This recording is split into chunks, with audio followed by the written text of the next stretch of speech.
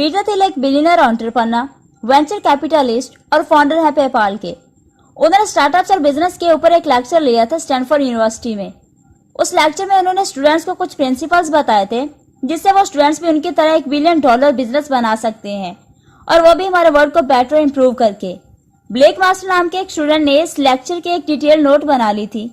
ये नोट्स लोगों को इतनी काम की लगी कि वो कॉलेज के बाहर भी फैलने लगी। तब पीटर ने ब्लेक मास्टर के साथ काम करके उस नोट्स को और इम्प्रूव करा और उसकी एक बुक बना दी, ताकि बस स्टैनफोर्ड, उनकी सिटी या उनकी कंट्री के लोग ही नहीं बल्कि पूरी दुनिया के लोग इस नॉलेज का फायदा उठा पाए।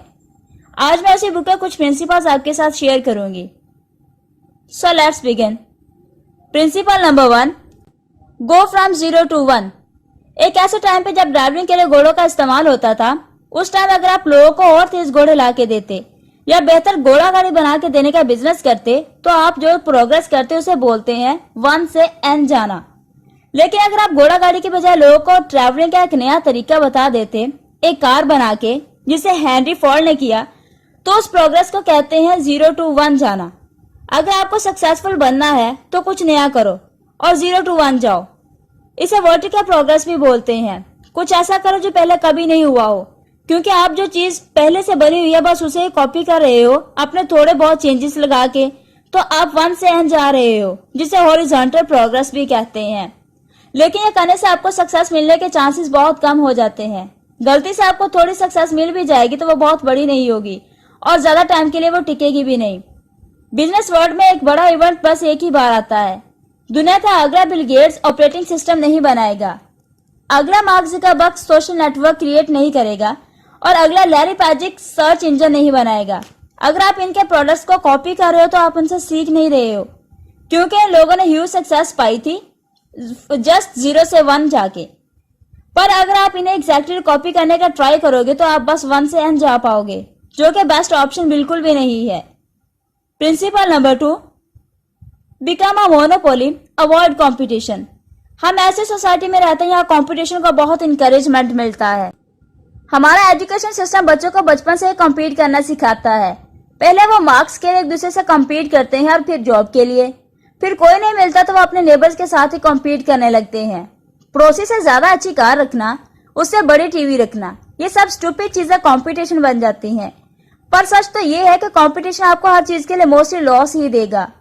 एजुकेशन सिस्टम और दूसरी चीजों के लिए कभी और बात करेंगे। बिजनेस में भी कंपटीशन एक जहर जैसा होता है। पीटर बताते हैं कि कंपटीशन और कैपिटलिज्म ऑपोजिट होते हैं।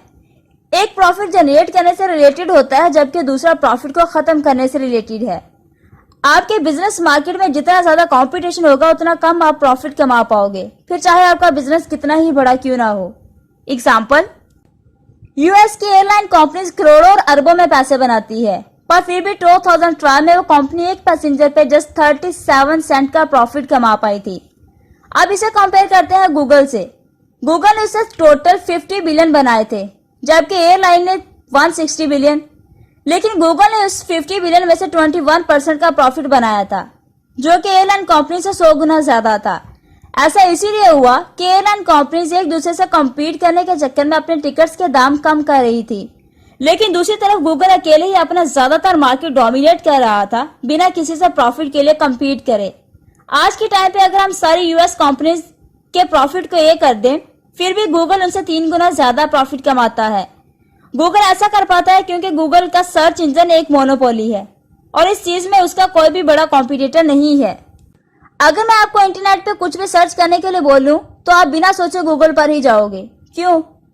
क्योंकि आपको पता है कि गूगल बेस्ट है इस चीज में। ठीक इसी तरह अगर आप भी बड़ी सक्सेस चाहिए तो आपको एक मोनोपोली क्रिएट करनी चाहिए अपने प्रोडक्ट या सर्विस की, जिसमें आपसे बेटर और कोई दूसरा ऑप्शन ना हो लोगों के पास। Principle number 3, start with a niche market and then dominate. Amazon आज एक ऐसी वेबसाइट है जहां आपको A to Z ऑलमोस्ट हर सामान मिल जाएगा, पर Amazon ने अपनी शुरुआत ऐसे नहीं की थी। स्टार्ट में Amazon ने बस एक छोटे से मार्केट पर कंसंट्रेट किया। वो मार्केट था ज्यादा बुक्स पढ़ने वाले लोगों का। इससे पहले किताबें बस बुक स्टोर्स पर ही मिला करती थी, जिसकी वजह से बहुत से बुक्स रिसर्च करने के बाद भी लोगों को नहीं मिल पाती थी और बुक पब्लिशर्स को भी बहुत लॉस होता था। बट फिर Amazon ने एक ऑनलाइन बुक स्टोर बना के एक 0 to 1 प्रोग्रेस लाया, जिससे लोगों का बहुत फायदा हुआ था। बुक्स के बिजनेस में प्रोग्रेस मिलने के बाद अमेज़न ने और दूसरे बुक से रिलेटेड प्रोडक्ट्स जैसे कि सीडी, डीवीडी एक्सेट्रा इनको बेचना स्टार्ट किया और फिर धीरे धीरे हर मार्केट को डोमिनेट कर दिया। ऐसे एक और एग्जांपल है खुद पेपाल का। पीटर थिल ने स्टार्टिंग में ये कभी नहीं चाहा था कि दुनिया का हर इंसान ऑनलाइन पेमेंट करना स्टार्ट कर दे, बल्कि उन्होंने बस एक छोटे से नीच मार्केट पर फोकस किया। यह मार्केट था ईबे के यूजर्स का, जिन्हें हर दिन चीजों को खरीदने और बेचने के लिए चेक्स का यूज करना पड़ता था। पीटर ने उन्हें एक ऑनलाइन सोल्यूशन दिया था पेपाल की फॉर्म में, जिससे वो लोग इजीली एक दूसरे को पैसे ट्रांसफर कर पाते थे और वो पैसे उन्हें फौरन मिल भी जाया करते थे, न कि चेक्स की तरह यहाँ उन्हें काफी वेट करना पड़ता था पैसे मिलने के लिए। ईबे का छोटा सा मार्केट डोमिनेट करने के बाद पेपाल ने धीरे धीरे नॉर्मल लोगों को भी ऑनलाइन पेमेंट का इजी तरीका दिखाया, जिसके बाद पेपाल $1 बिलियन कंपनी बन गई। सेम इसी तरह अगर आपको भी अपने बिजनेस को एक बड़ा सक्सेस बनाना है तो पहले एक छोटे से नीच मार्केट से स्टार्ट करो। छोटे से ग्रुप के लोगों की कोई एक बड़ी सी प्रॉब्लम को सॉल्व करो जिसपे कोई ध्यान नहीं दे रहा और यहाँ बहुत कम या फिर कंपटीशन हो ही ना आपके लिए। पहले वहां एकदम अच्छी सी सर्विस दो और फिर उसके बाद धीरे धीरे एक्सपैंड करके रिलेटेड मार्केट को डोमिनेट करो। ये बात याद रखो कि एक बड़े से तालाब में एक छोटी सी मछली जिसे दूसरी बड़ी मछलियां कभी भी खा सकती हैं आराम से, वो बनने से बेहतर है कि पहले आप एक छोटे से तालाब की एक बड़ी मछली बनो और फिर उसके बाद बड़े तालाब में जाओ। जब आप ये सारी बातें याद रखकर बिजनेस स्टार्ट करोगे तो आपकी सक्सेस होने के चांसेस बहुत ज्यादा हो जाएंगे। ये कुछ प्रिंसिपल्स मैंने आपको 0 to 1 by Peter Thiel book से बताए हैं। अगर आपको बिजनेस या स्टार्टअप इन वर्ड्स में थोड़ा सा भी इंटरेस्ट है तो आपको ये बुक डेफिनेटली पढ़नी चाहिए।